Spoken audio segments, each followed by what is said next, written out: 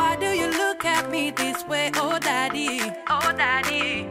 What is it that you wanna say, oh chérie? Oh chérie. Yeah. Tu es vraiment excellent, vraiment merveilleux. Tu es plus grand que ce que l'on dit. Mon Dieu, tu es excellent, tu es merveilleux. Tu es plus grand que ce que l'on dit. Notre Père, dans le nom de Jésus. Merci Seigneur. Quand je regarde, Seigneur, mon Dieu, le ciel et la terre, Seigneur, tout ce que tu as fait. Tu es plus grand que ce que l'on pense. Toi qui as pris, Seigneur, mon Dieu, la terre, c'est la boue, Seigneur, Tu mon es Dieu, le tu m'as Dieu formé. tout-puissant. Et Seigneur, tu as mis ton souffle en moi, Seigneur. Tu as fait de nous ton Père, Seigneur, mon Dieu, souffle-nous. Tu as mis ton souffle. Oh Jésus. Tu nous as donné, Seigneur, mon Dieu, Qui est comme toi, Père, Seigneur, mon Dieu. Seigneur, Seigneur, comment ne pas t'honorer? Comment ne pas te célébrer? Comment ne pas te glorifier, Seigneur? Toi qui es grand, Seigneur, de ta bonté. Toi qui es grand dans ton amour, Seigneur. Nous étions perdus, Seigneur, dans le péché. Et tu as vu comment ton peuple que nous étions. Seigneur, nous sommes perdus, Seigneur, mon Dieu. Tu as envoyé ton Fils, Seigneur, unique, mourir pour nous, afin que quiconque croit ne périsse point, mais qu'il ait la vie éternelle. Merci pour ton amour, Seigneur. Merci pour ta grandeur, Seigneur. Merci pour ta puissance, Seigneur, mon Dieu. Pour ton autorité, pour ta fidélité. Tu es grand, Seigneur. Tu es grand, Seigneur. Tu es grand, Seigneur, de bonté. Tu es grand en amour, Seigneur. Tu es le Dieu de gloire. Alléluia. Jésus, tu es mon Dieu, tu es merveilleux. Oh, tu es plus grand que ce que l'on dit. Adonai, tu es excellent. Oh, mon Dieu, merveilleux. Tu es plus grand que ce que l'on dit.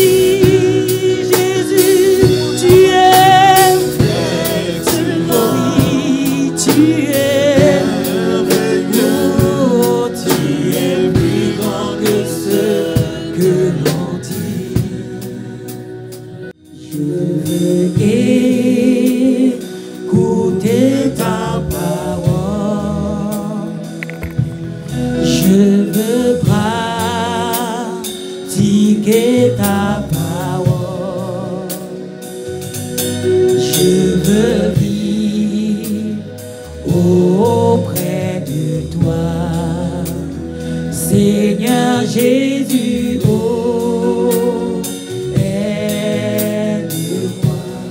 Oui, je veux écouter ta parole. Je veux pratiquer ta parole. Je veux vivre auprès de toi, Seigneur Jésus, oh, aide-moi, aide-moi, Jésus, oh, aide-moi, Seigneur Jésus, oh, aide-moi, aide-moi.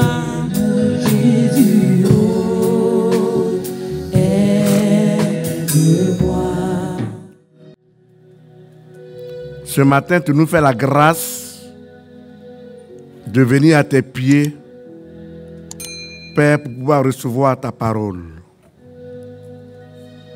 Aide-nous, Seigneur, à la cerner. Aide-nous, Seigneur, à la comprendre et la mettre en pratique.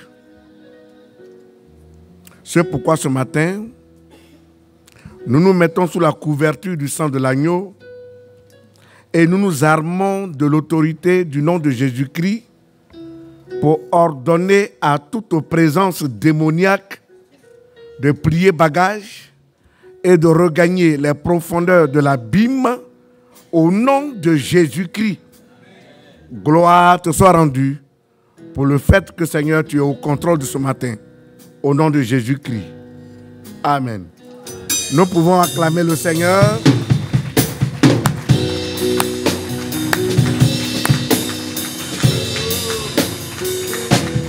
Ce matin, nous allons méditer. Et le thème de notre méditation, c'est comment peut-on aller à la maturité spirituelle. Comment peut-on aller à la maturité spirituelle? Donc, le but ce matin que nous voulons atteindre est d'amener les anciens et les nouveaux chrétiens à une vie de stabilité, à une vie normale, à une vie chrétienne authentique. Amen. La maturité,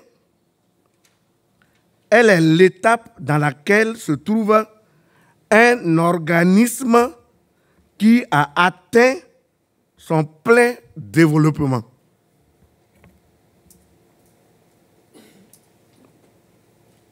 Elle n'est pas une question d'âge. On peut avoir des cheveux blancs et puis ne pas être mature. On peut même être enfant et avoir une vie de maturité. Donc, ce n'est pas une question d'âge. Et comme j'ai les cheveux blancs, c'est sûr que j'ai la maturité. Ce n'est pas vrai. Ce n'est pas parce que la personne a des cheveux blancs qu'on dira, non, ça, on sait qu'il est mûr. Ce n'est pas vrai. Amen. On connaît des gens qui ont des cheveux blancs, qui ont même des arrière-petits-fils. Mais quand tu les vois agir, tu te demandes si vraiment il est en place. C'est ça, non? Que Dieu nous bénisse. On va ce matin dire un passage. Luc chapitre 22, du verset 31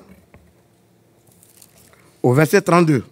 Jésus dit à Simon, Pierre, Simon, Simon, écoute, Satan a demandé de pouvoir vous secouer tous comme on secoue le grain dans un vent pour le séparer de la paille.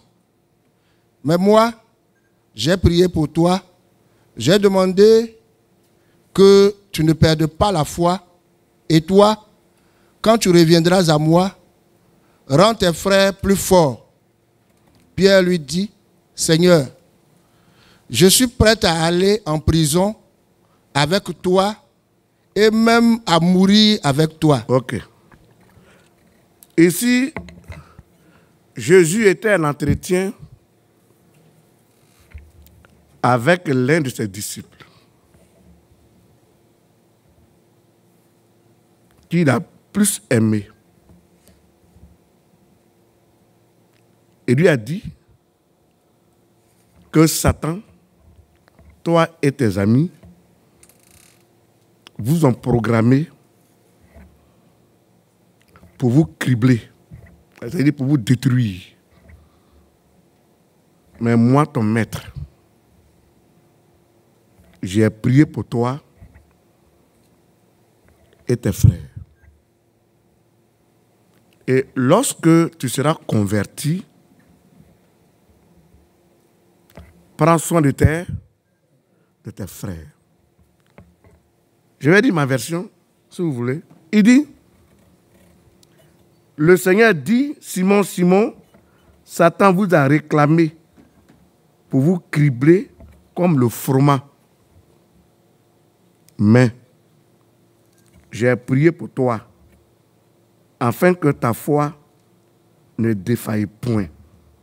Et toi, quand tu seras converti, affermis tes frères. Mais toi, quand tu seras converti, affermis tes frères. Amen. Qui est Simon? C'est l'un des collaborateurs de Jésus. Simon était d'entre les païens. Et lui-même, il a sélectionné, il a formé pour faire de lui un gagneur d'âme. Et c'est à ce Simon, il dit, lorsque tu seras converti, prends soin de tes frères. Amen. Ce qui veut dire qu'il y a un problème là. Il y a un problème dedans. Quand on est converti, qu'est-ce qu'on doit pouvoir faire? Qu'est-ce qu'on fait? Ah, vous ne parlez pas, mes amis. Il dit, quand on est converti, qu'est-ce qu'on fait? On prend soin des autres. On s'occupe des autres. On entretient les autres. On affermit la foi des autres. Maintenant, lorsque tu es incapable d'affermir la foi des nouveaux à ton niveau, c'est qu'il y a un gros point d'interrogation. Ça veut dire que ta foi est comment? Il y a un peu de doute. Il dit, lorsque tu seras converti, prends soin de tes frères. Donc, la conversion va ensemble avec quoi? Avec l'affermissement des nouveaux qui arrivent ou des faibles que nous avons dans la maison de Dieu. Voilà pourquoi, pour continuer, il y a lieu de faire un test. Quand quelqu'un dit qu'il est converti, quand quelqu'un dit qu'il a donné sa vie au Seigneur, quand quelqu'un dit qu'il s'est donné entièrement au Seigneur, ce matin, on va faire ensemble un petit test pour voir. Ce matin, nous qui nous disons que nous sommes convertis, ce matin, on va faire un petit diagnostic par rapport à ta conversion. Amen. Puisque le texte nous amène à vraiment réfléchir plus d'une fois. Que lorsque tu seras converti, prends soin de tes frères. Donc ce matin, on va faire un petit texte pour voir si réellement ta conversion est au top ou bien ta conversion, il y a des choses à mettre en ordre. Nous prenons 1 Pierre chapitre 2. 1 Pierre chapitre 2, du verset 1 au verset 4. Rejetez donc tout ce qui est mal, ne trompez personne, ne soyez pas faux, ne soyez pas jaloux, ne dites pas du mal des autres. Comme des bébés qui viennent de naître, désirez le lait de la parole de Dieu. C'est un lait sans mélange. Alors, en le buvant, vous grandirez et vous serez sauvés. Ok. Voilà ce que lui, sa version dit. Et moi, je vais dire ma version. La version, lui, second. Voilà ce qu'elle nous révèle. Rejetant donc toute malice et toute ruse, la dissimulation, l'envie et toute médisance. Désirez comme des enfants nouveau-nés le lait spirituel et pur, afin que par lui, vous croissiez pour le salut. Si vous avez goûté que le Seigneur est bon, approchez-vous de lui, pierre vivante, rejetée par les hommes, mais choisie et précieuse devant Dieu. Il y a d'abord le petit mot rejetant. Ça vient de quel verbe? Le verbe rejeter. Ça veut dire quoi? Comment peut-on définir le mot rejeter? Comment? Banni. Quoi encore? Oui, maman. Rejeter. Non, mais on veut définir le mot rejeter. On dit de rejeter. Mettre hors. Oui. Repousser. Renier. Se défaire d'eux. Oui. Bannir. S'éloigner d'eux. Se débarrasser d'eux. Quoi encore? Enlever. Ôter. Ne pas toucher. On est d'accord? Lorsque quelqu'un est converti,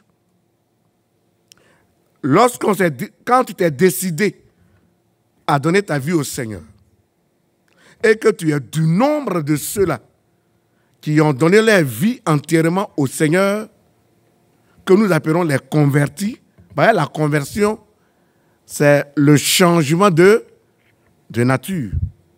C'est pas ça? C'est passer d'un état à un autre état. Qui était hier païen comme moi? Ok. Pourquoi hier, de l'autre côté, on nous appelait païens? Parce que notre vie qu'on menait au Dieu là-bas était une vie désordonnée. Était une vie de désordre. Était une vie de mensonge. Était une vie d'hypocrisie. Était une vie de vol. Et c'est dans cet état-là que Christ t'a saisi et il t'a amené à lui. Ayant pris la résolution, la décision de marcher avec le Seigneur, qu'aujourd'hui nous appelons des convertis, il y a certaines choses auxquelles, ou bien certaines choses que tu ne dois plus toucher. Et il dit, rejeter, il dit s'éloigner, ne pas toucher, ne pas amener ce qui est interdit dans ta vie ou dans ta maison. Pas quelqu'un qui prend ce qui est interdit au dehors, que tu fais entrer dans ta vie, ça veut dire que tu as compromis ta relation avec Dieu. Bah, tu as préféré prendre ce qui est au dehors, l'associer à ta vie. En ce moment-là, si tu as associé ce qui est au dehors à ta vie, c'est qu'en ce moment-là, tu as fait quoi? Tu as jeté qui au dehors? Tu as jeté Jésus au dehors. Pour donner place à quoi? À ce qui est la vie du dehors. On peut continuer? Maintenant, quelles sont ces choses, toi et moi, ce matin, qu'on doit bannir, qu'on doit ôter, qu'on doit enlever de notre vie? Et il va les citer. On va à ta version. On va avec ta version. Verset 1. 1 Pierre 2, verset 1.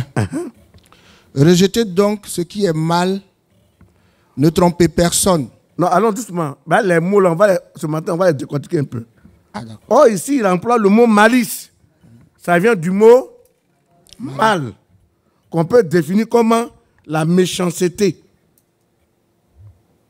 Parce qu'un homme qui est converti, une femme qui est convertie, dans sa vie, dans sa marche chrétienne, on ne doit plus dénommer ce qu'on appelle la méchanceté. Quand dit-on que quelqu'un est méchant, selon la Bible? Celui que la Bible appelle le méchant, c'est celui-là qui sait ce qui est bien et d'une manière délibérée qui se porte vers ce qui est mal. C'est ça le méchant. Bah, tu sais ce que Dieu n'aime pas et tu sais ce que Dieu aime. Mais délibérément, tu prends dans ta vie, tu prends dans ta marche chrétienne ce que Dieu n'apprécie pas. Ça veut dire tu es au nombre des méchants. Ce matin, Dieu te révèle cela pour que tu puisses t'éloigner de ce que nous appelons la méchanceté. Malhonnêteté, qui vient du mot mal. Continue à ta version. Deuxième mot. Ne trompez personne. Ne trompez personne. Or, je me dit toute ruse. Or, la ruse, c'est quoi? C'est le mensonge. Une ruse, c'est le mensonge. Bah, tu te fais passer pour ce que tu n'es pas. Bah, tu fais croire que c'est ta vraie nature ce matin qui est assise là. Alors que dans le fond, il y a une autre nature. Ça veut dire tu es dans le faux et usage de faux. Or là, tu es dans un état d'arrestation. Le mensonge a plusieurs facettes. C'est paraître ce que tu n'es pas. C'est paraître ce que tu n'es pas, bien aimé.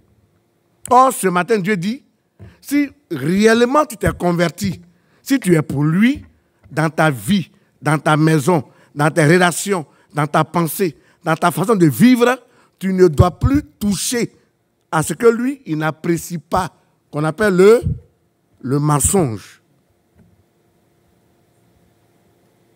En vivant dans le mensonge, en composant avec le mensonge, cela veut dire que tu as régné le Seigneur.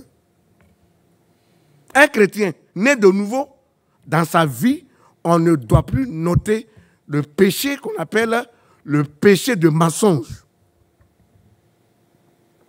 Ce matin, je prends un truc banal.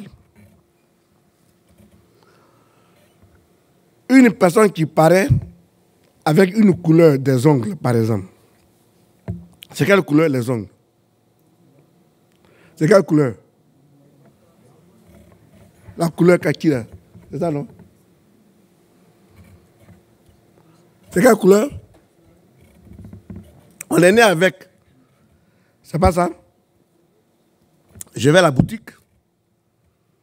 Je m'achète une peinture de couleur verte que je mets sur mes ongles.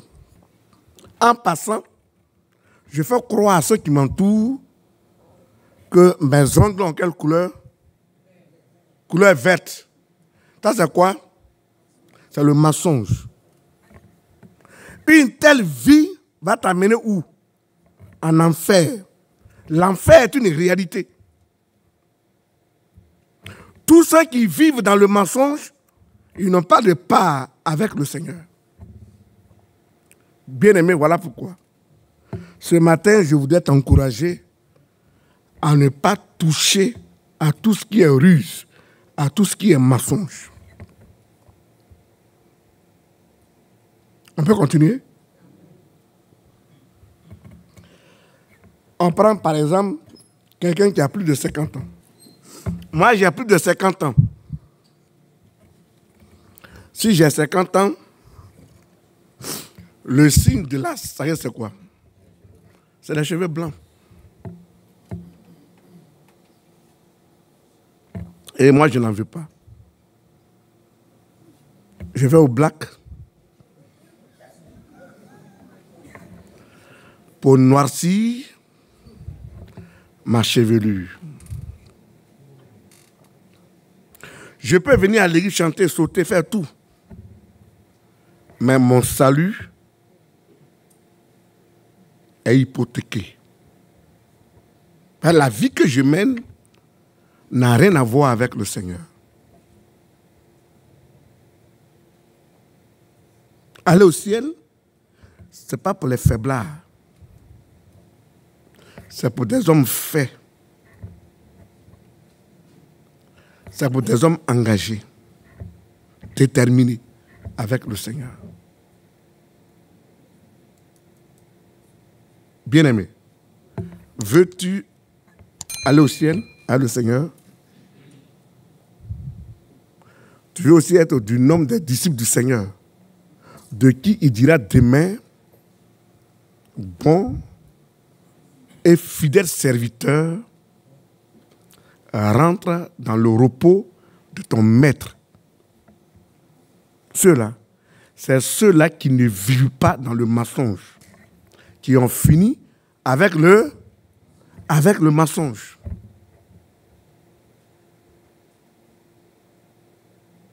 Troisième mot.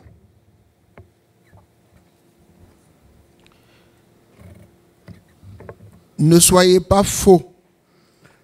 Or, chez moi ici, il appelle ça la dissimulation. La dissimulation, c'est-à-dire quoi? L'hypocrisie.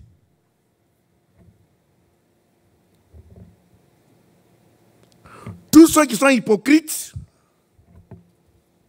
ils n'ont pas de part avec le Seigneur. Si demain tu meurs, ta place sera dans les hypocrites. Frère, je t'aime très bien. J'aimerais te retrouver au ciel avec toi là-bas. Et là-bas, on va te faire vrai à tout là-bas. Mais vrai à tout sur les lèvres. Alors que dans le cœur, tu es dans le faux et usage de faux. Ça, ce n'est pas vrai à tout. La dernière fois, j'étais assis en chambre et Dieu a envoyé une image dans mon esprit. Et j'ai commencé à voir la distance où vit chacun.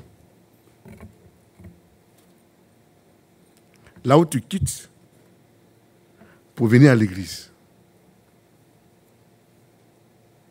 C'est à des centaines de kilomètres. Même quand il fait frais, nous bravons le froid pour venir à l'église. Et quand on vient au culte, on quitte à la main depuis 4 h du matin ou 5 h du matin pour être ici à 8 h ou 9 h pour faire le culte. Tout ce sacrifice, c'est pourquoi? Ce n'est pas pour le salut. Ce n'est pas pour gagner le ciel. Mais tu es convaincu, en vivant dans l'hypocrisie, que tu auras le ciel. Frère, sœur, par les compassions du Seigneur, je t'en supplie, il faut revoir ta position. À cette allure, tu n'iras pas au ciel. Les hypocrites n'ont pas de part au ciel.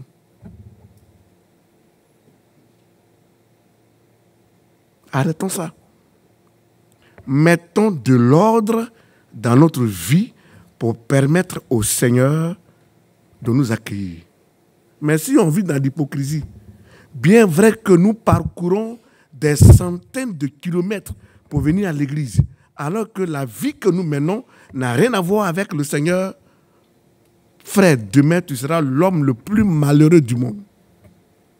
Tu as tout laissé. Tu braves le froid. Même tu prends tes véhicules, le transport pour courir pour venir ici. Et malgré ça, demeurer dans l'hypocrisie, ce n'est pas bon. Ce matin, mon vœu, que tu passes en revue ta façon de marcher à le Seigneur. Passe en revue ta façon de prier Dieu. Et demain, tu seras heureux. Amen. Est-ce que avons-nous fini avec l'hypocrisie? On a fini à ça? Ou bien ça nous tient encore les reins? Si tu es dans l'hypocrisie, bien-aimé, ta place n'est pas d'entre les rachetés du Seigneur. Je t'en supplie, il faut revoir ta position. Il faut revoir ta façon d'adorer le Seigneur. Parce que c'est pour le ciel que nous courons tous les matins.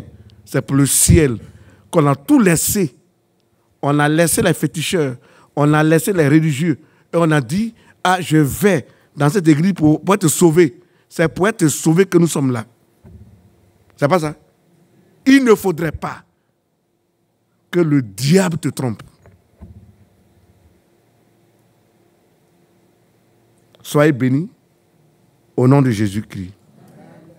4e mot. Ne soyez pas jaloux. Ne dites pas du mal des autres. Ok. La jalousie, moi, ce n'est même pas dans la maison de Dieu. Qu'est-ce qui peut nous pousser à pratiquer la jalousie? Non, il ne voit pas. Il ne voit pas. La jalousie, on doit vraiment détruire ça en nous. Au contraire, si c'est la bonne jalousie, c'est bon.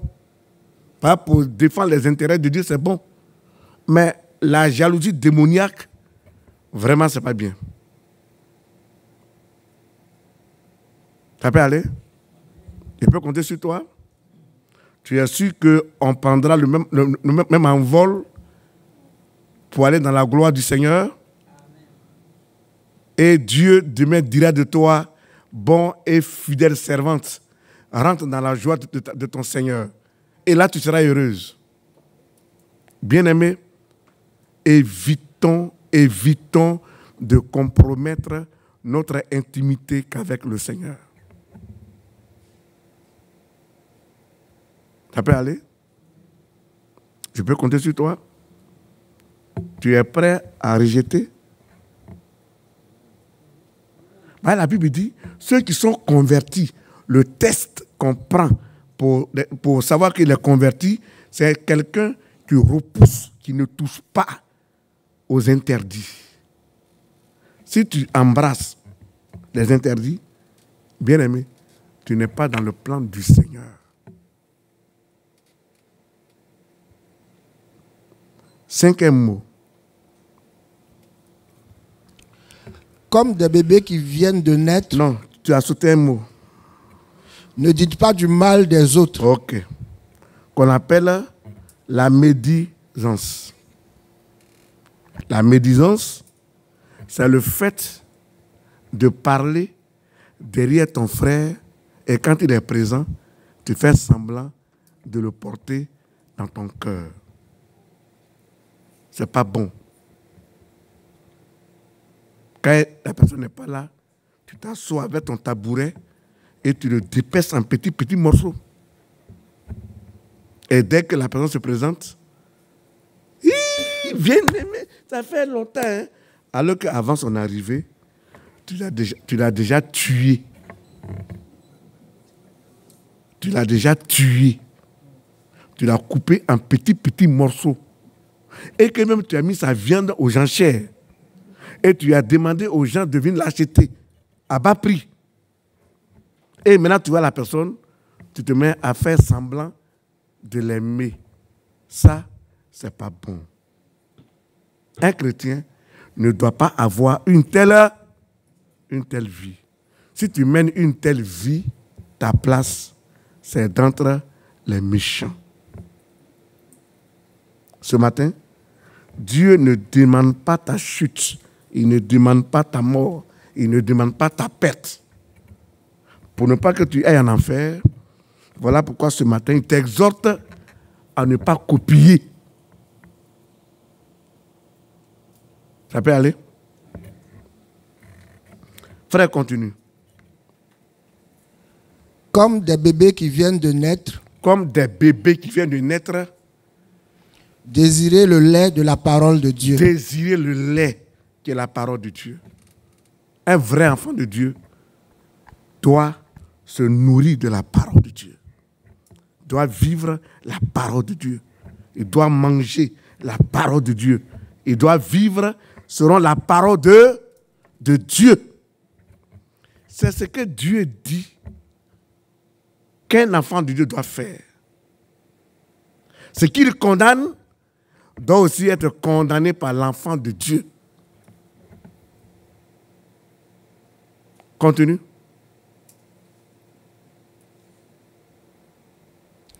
C'est un lait sans mélange. Un lait sans mélange. Et dans ce lait, elle mélange avec du piment, elle met du sel, elle met un peu de gravier dedans. Et l'enfant, en consommant un tel lait, est-ce que la croissance de cet enfant, bien aimé, sera normale? C'est normal? La Bible, on ne doit pas la mélanger avec du faux. Ou c'est ça, ou ce n'est pas ça. Moi, j'ai dit, toi et moi, on a vécu dans le monde là-bas. C'est pas ça. Et le diable nous a tripoté.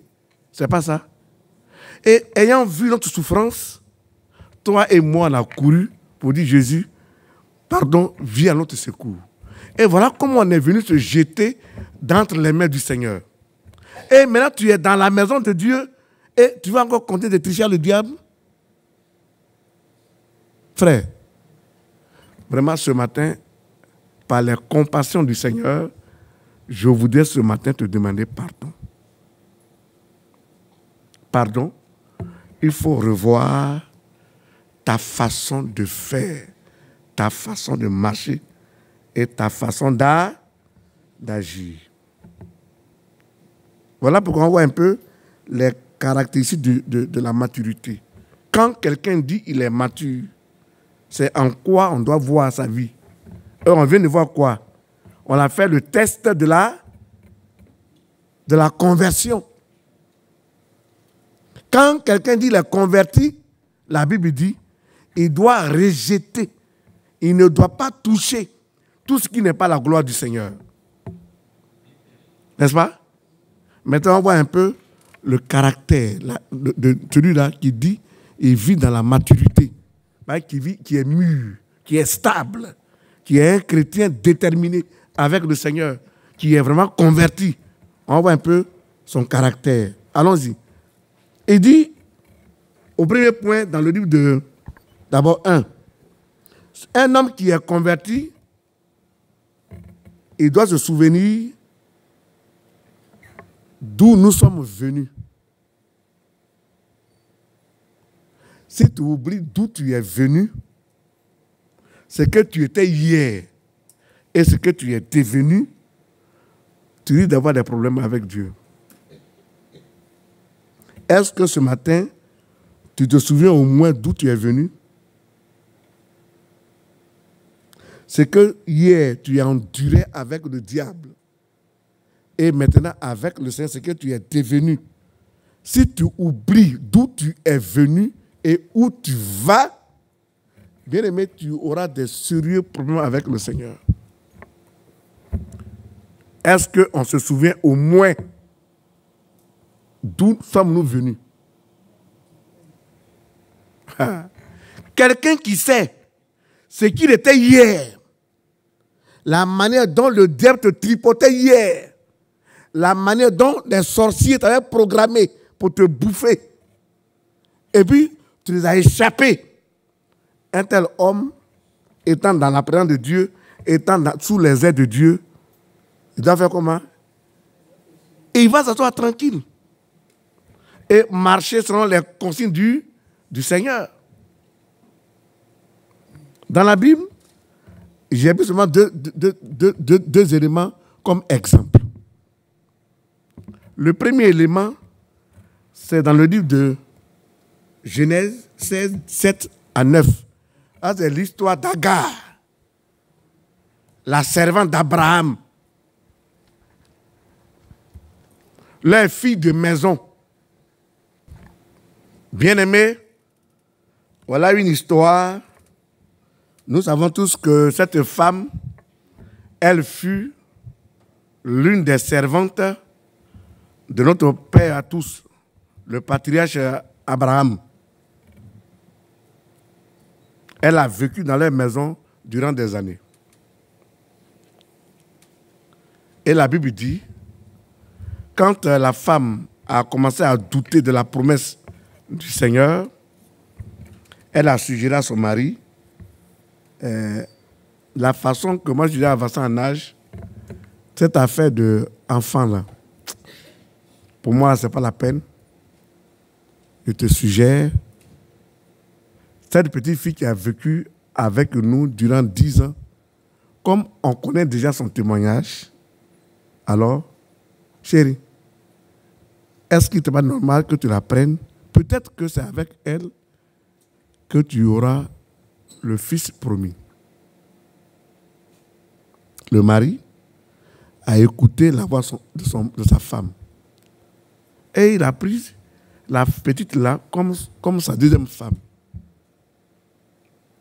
Dès qu'elle s'est vue enceinte,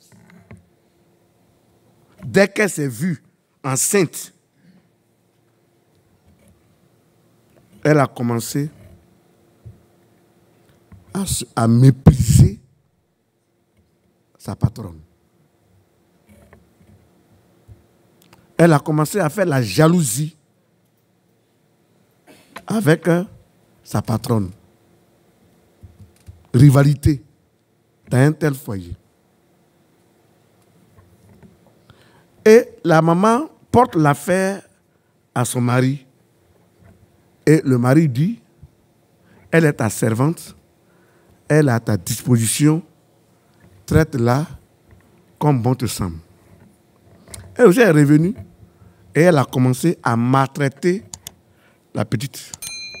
Et finalement, elle a pris la fuite, elle est allée dans le désert.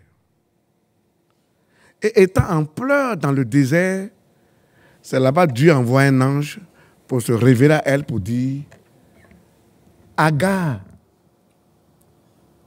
servante de Saraï. Dans sa version, il a dit esclave de Saraï. D'où viens-tu? Et où vas-tu? Peuple de Villiers-le-Bel. C'est vrai qu'ici, ce matin, on s'est retrouvés là pour adorer le Seigneur. Mais quand même, chacun est venu de quelque part. N'est-ce pas? Et puis, on s'est retrouvés en ce lieu. Ce matin, la même question se dresse ce matin aussi au-devant de toi. D'où viens-tu? Frère, dans la marche avec le Seigneur, si nous ignorons, si nous oublions d'où nous sommes venus, nous risquons de se comporter mal étant dans la maison de Dieu. Aujourd'hui, il y a des gens, comme ils sont devenus chrétiens, et que Dieu les a visités, et que de par la vie de Dieu qui t'a accordé, tu parviens aujourd'hui à chasser les démons. Or, ce n'est pas toi qui chasses les démons. C'est le nom de Jésus que tu confesses là. C'est ça qui chasse les démons.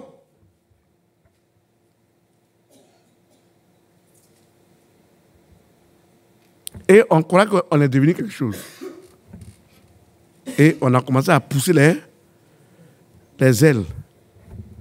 Ce matin, c'est à toi, Dieu demande, d'où viens-tu? Et où vas-tu? Si tu oublies d'où tu es venu, c'est que tu endurais hier, la manière dont les démons t'avaient possédé et que même les sorciers, matin, midi, soir, tu étais programmé pour te tuer. Si tu oublies ce combat, étant dans la maison de Dieu, bien-aimé, tu auras de sérieux problèmes avec le Seigneur. D'où sommes-nous venus? Et où nous allons avec le Seigneur? D'où viens-tu? Et où vas-tu? Point d'interrogation. Elle dit quoi? Elle n'a pas dit d'où elle est venue. Hein? Elle dit, je fuis loin de ma patronne. Je fuis loin de ma patronne. Bien-aimé, où tu es arrêté? Où tu es assis, moi je suis arrêté. On ne peut pas fuir Dieu. Tu vas fuir, entrer dans un trou. Dieu, là, il est là-bas. Et après, qu'est-ce que l'ange lui a dit? Retourne vers ta maîtresse et soumets-toi. Retourne et soumets-toi. Si nous manquons de soumission dans la maison de Dieu, bien-aimés, la confusion sera notre partage. La soumission est un remède. L'obéissance à la parole de Dieu est un remède. Il faut apprendre à être mature. Il faut apprendre à être mûr. Il faut apprendre à être mûr. Quand quelqu'un est mûr, il ne fuit pas les réalités. Il brave les réalités. Il s'attaque aux réalités, mais il ne fuit pas. Dans Juge 13, du verset 1 au verset 7, on n'a pas dit ça. Sa maman était stérile, reconnue comme une femme stérile. Elle a fait le tour des médecins, le tour des féticheurs pour avoir la solution à son problème. Et puis Dieu lui a fait la grâce. Que tu auras un fils. Ton Dieu te fait grâce. Tu auras un fils. Il sera grand.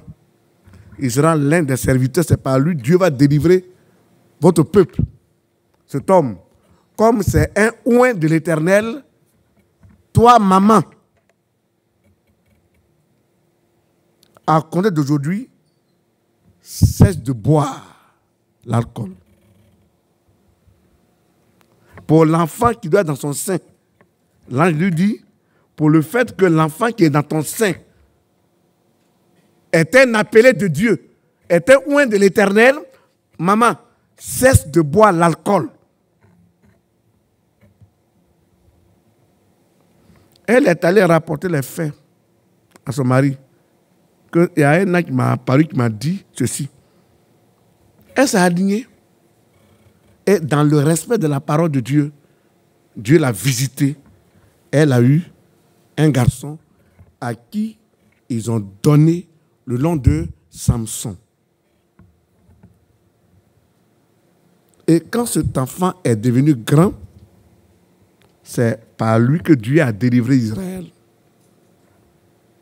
Mais comme Dieu a commencé à se servir de lui, à l'utiliser pour tuer les Philistins, pour semer la terreur dans le camp des Philistins, l'orgueil va le prendre.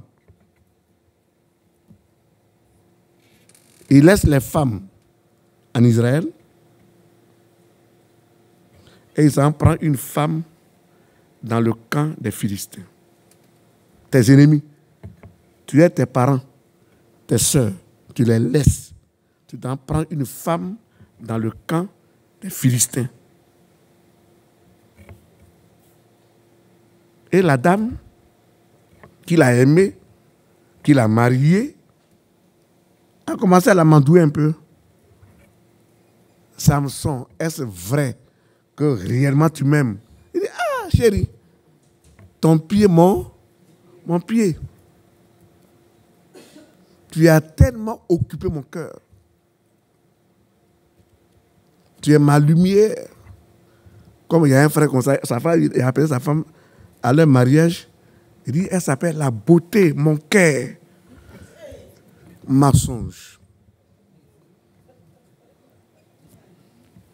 Et finalement, les Philistins ont signé un contrat avec elle. L'intimité, la vie secrète, la vie cachée, la vie camouflée que les hommes ne connaissent pas là. Il va vilipender ton intimité à sa femme. Sa relation avec Dieu là, à sa femme. À cause du péché.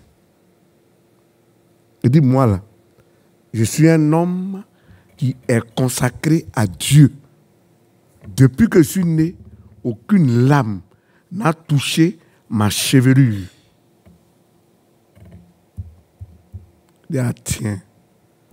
Parents, Venez, cette fois-ci, il m'a livré son cœur. Venez vite. Et elle a fait endormir.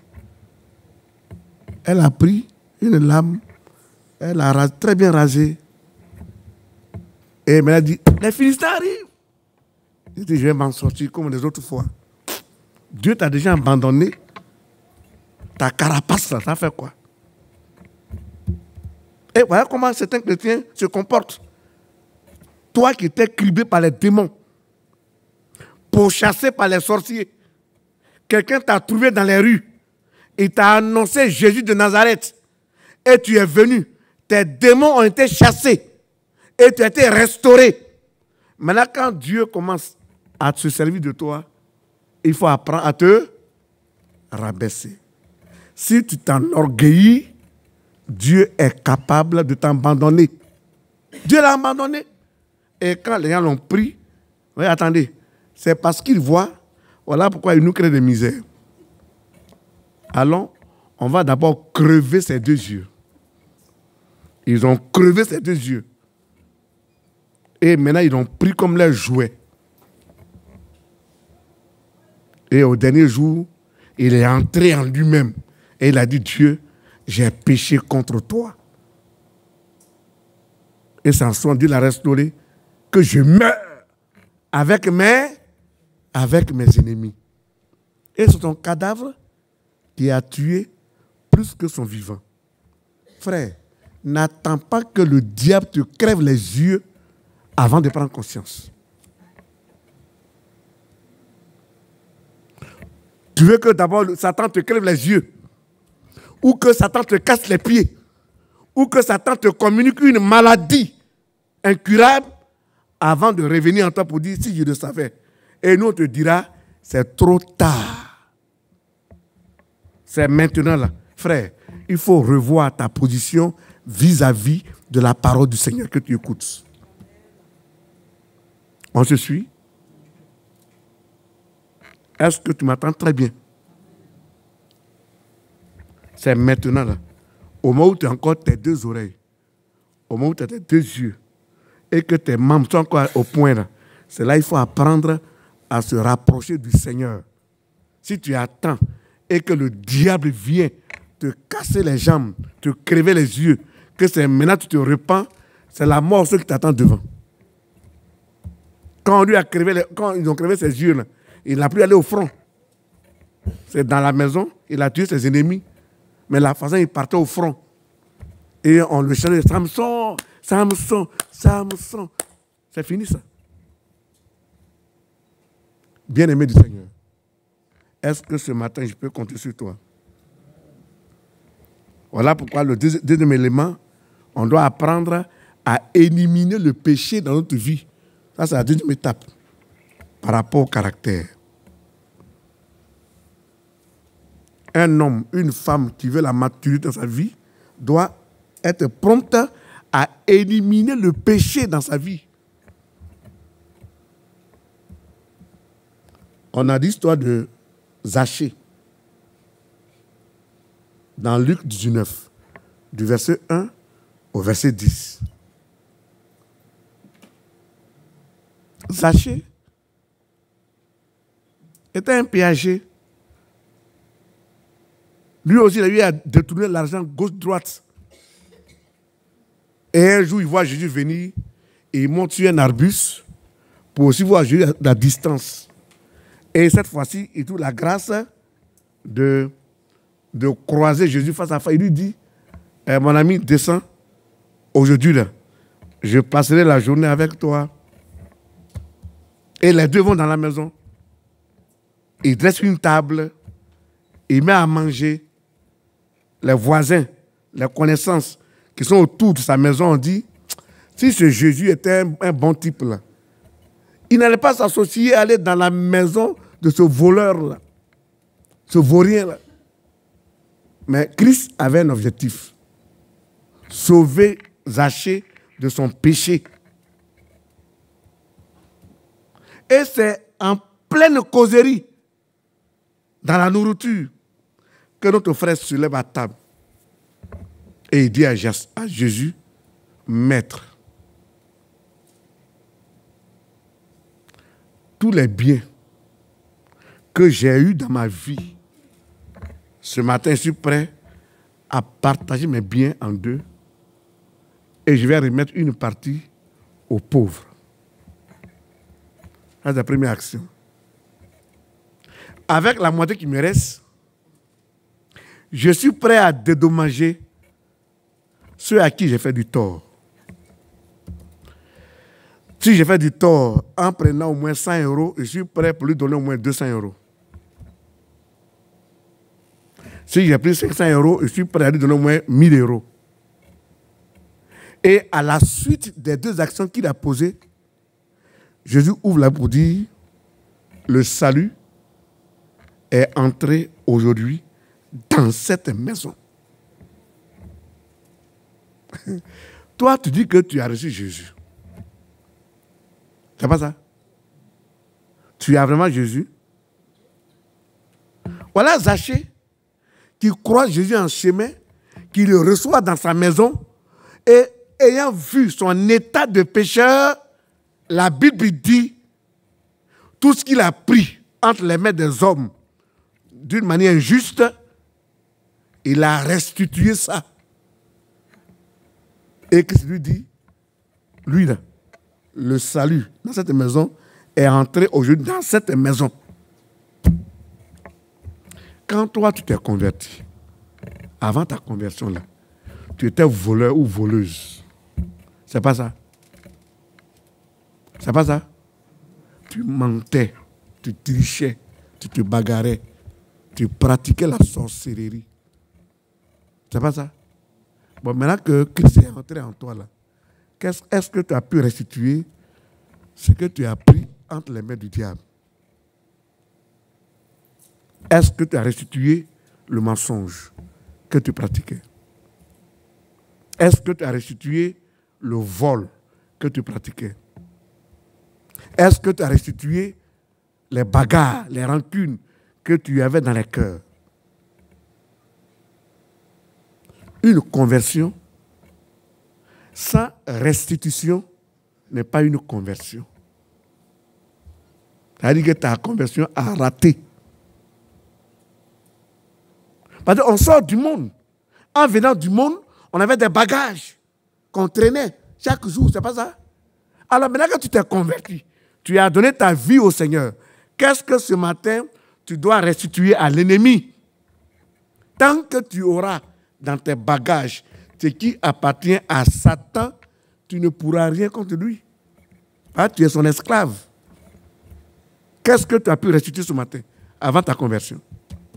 Ou bien après ta conversion?